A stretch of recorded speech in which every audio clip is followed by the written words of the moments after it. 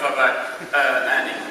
I often think about that time, and then we fast forward to now, and I basically, my story is sort of one of default to atheism, finding atheism quite dead, lifeless but interesting, going into science. I like science, it's brilliant, but it doesn't give the answer.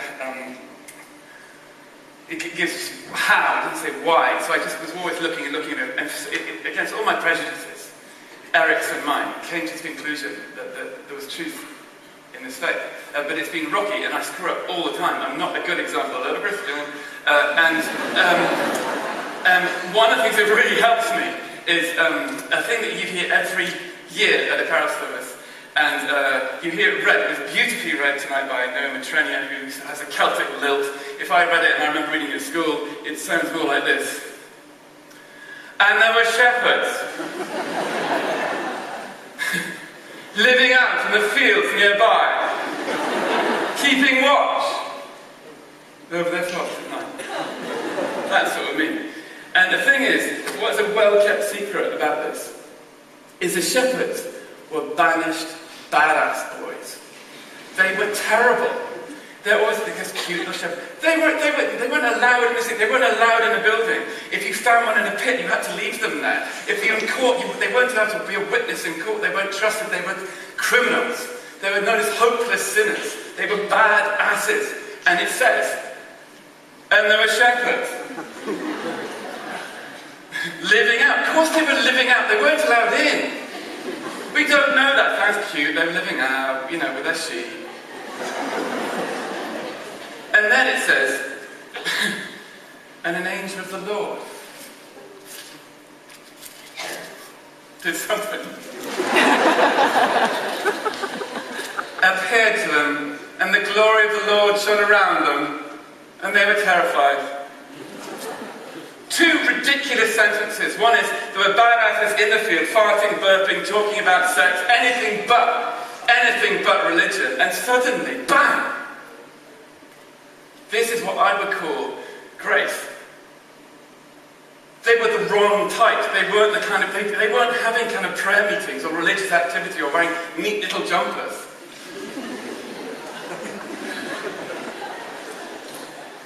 No moral high ground. They were inappropriate, four-letter word boys. They were terrible. And then the angel of the Lord. What?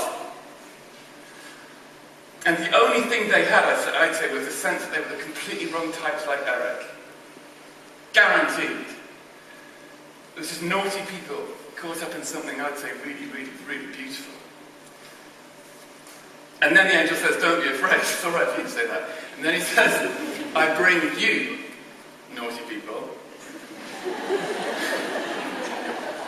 It says that. Good news of great joy that will be for all people. Today a Saviour has been born to you. And then it's suddenly a great company of the heavenly host. So it's this ridiculous situation. And so they went, and it then says, you'll find the baby wrapped in swaddling clothes lying in a manger. And off they went. And it's, I would say, the only people actually invited to the Nativity were badasses.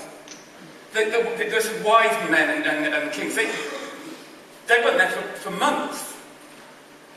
And I don't know why we put them in there, just glitzes it up a bit. The reality is you have Mary, Joseph, and a baby, and bad boys! Smelly!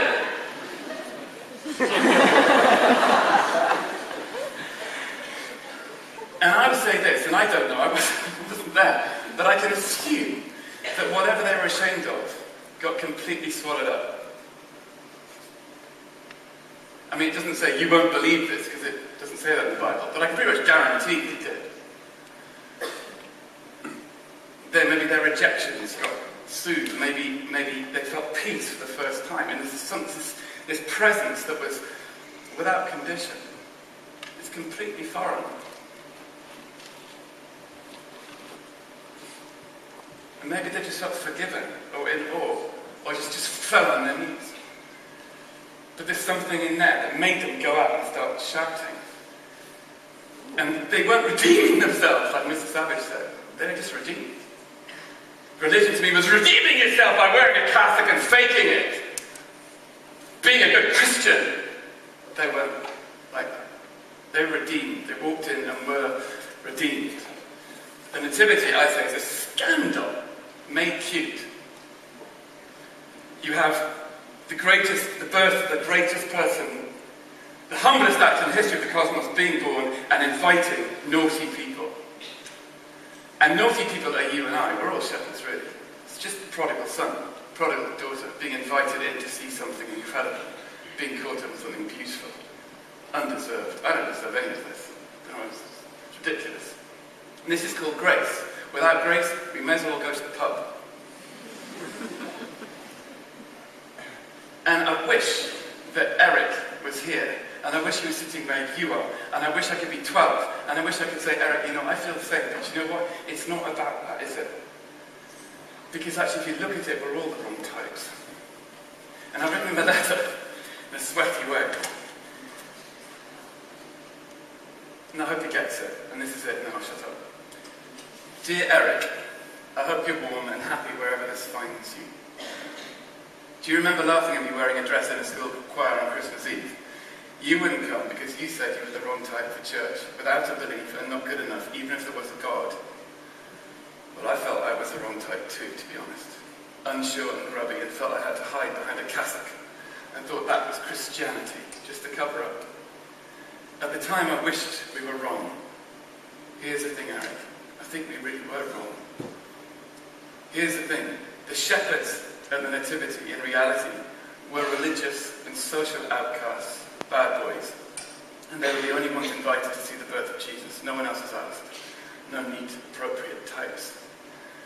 The irony is this, Eric. The service on Christmas Eve you didn't come to because you felt you were the wrong type celebrates an event that invited only the wrong type. They were prodigals, if you like, welcome to home. And so, Eric, to say you are welcome is such an understatement. I'm sorry you never felt that. This is grace, and it's the only thing that changes me. Christmas is the birth of it. It's the gift of grace. It's better than anything, and we all need it every day. Life is very tough. I don't need to tell you that, but we're not alone, Eric. It's a mystery.